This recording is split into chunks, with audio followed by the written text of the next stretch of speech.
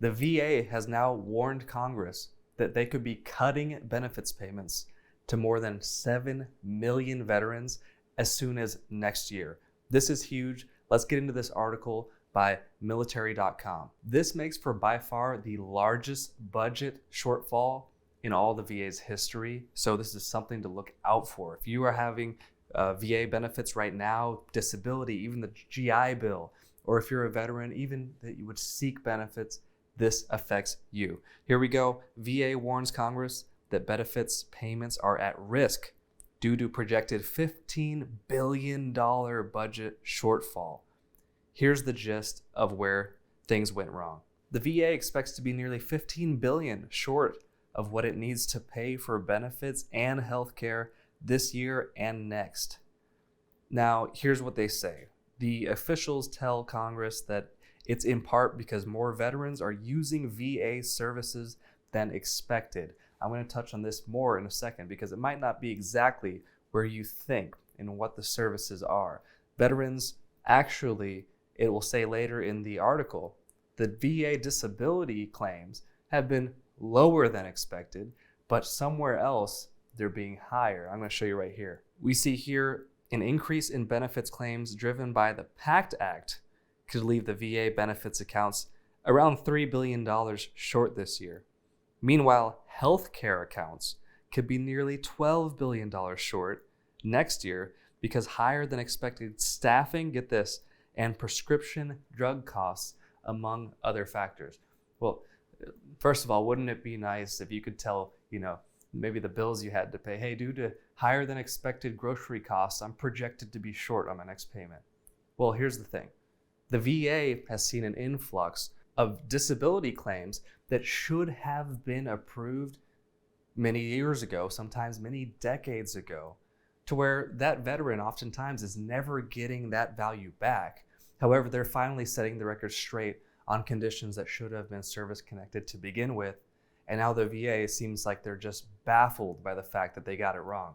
It says here in the article, a slideshow shown to Congress that was obtained by military.com warned of potential disruptions to benefits payments if there's insufficient funding by the end of the fiscal year. And the chairman of the House Veterans Affairs Committee is blasting the department for, quote, mismanagement. And again, you had the videos a couple months ago where we saw the VA was paying out bonuses to all their, top executives for exemplary performance that they weren't even supposed to get. So we don't know if those have been retracted now. There's kind of an ongoing incident with that.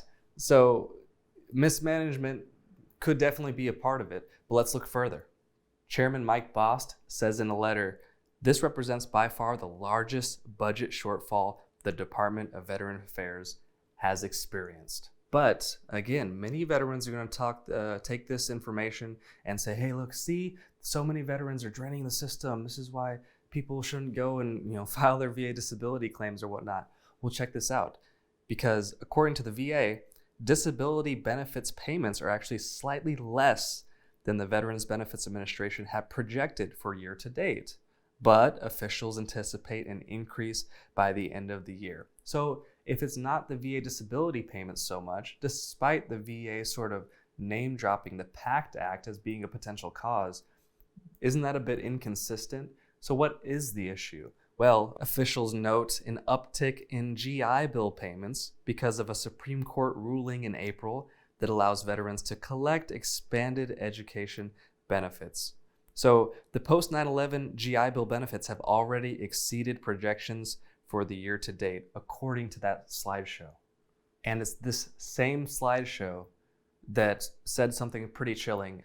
If the VBA has insufficient funds available, then compensation and pension benefits to over 7 million veterans and survivors, and readjustment benefit payments to over 500,000 individuals scheduled to be delivered October 1st of 2024 are at risk. Another thing that the VA was apparently blindsided about was the fact that veterans like seeing their own private doctors outside of the VA facility more than they like seeing their VA doctor. The community care program allows, again, veterans to see doctors outside of the Department of VA using VA funding, right?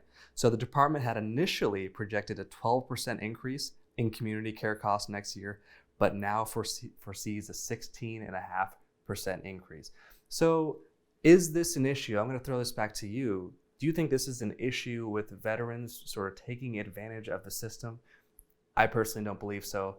When I interface with veterans every single day, most veterans actually downplay their symptoms and get less treatment than what they actually should be going after, right? The age-old issue, hey, I never go to the doctor, hey, I always just sucked it up. That's typically how I see veterans. However, or do you think this is a mismanagement like indicated previously? Do you think that this is simply bad projections that are leading to these budget shortfalls? Sound off below. So Chairman Bost also slammed the VA for not budgeting for PACT Act related increases that were widely expected. And this is kind of what I'm saying. If you open up the door for these presumptive conditions that everyone knew were service connected, the fact that you were burning fecal matter in old oil barrels and chemicals and who knows what, breathing that in, and now all of a sudden you say, hey, you know what, this could be service connected, and they're shocked that people are getting service connected. I don't know if that necessarily adds up to me, or if that's another story to simply cover up some mismanagement in leadership there at the VA. I see some big changes coming. I've been saying it for a few months. I see big changes coming to the VA leadership, and I think this is just another straw in that cap.